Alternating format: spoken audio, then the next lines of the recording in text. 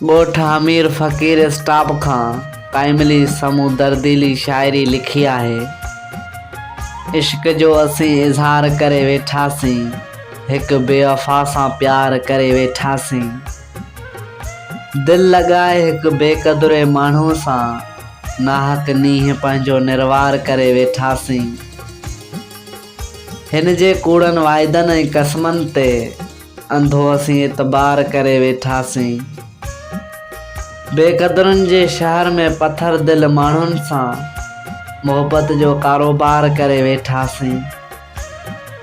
मोहब्बत चाहत न सम्झी असांजी, उन सां दिलनि जो वापार करे वेठासीं। सॼी दुनिया करे दुश्मन पंहिंजी, काइमली समूह ई कहिड़ो यार करे वेठासीं।